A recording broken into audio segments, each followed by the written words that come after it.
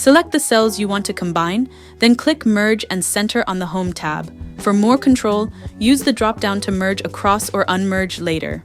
Great for formatting reports and dashboards.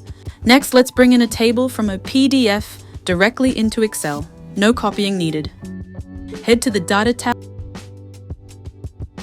Select from PDF, choose your file, and let Excel scan it. Pick the table you need and click Load. Boom! Clean, editable data and ready to work with. Now let's add a checkbox for tasks, forms, or tracking. Go to File, Options, then Customize Ribbon and enable the Developer tab. Then click Insert, then Checkbox under the Developer tab.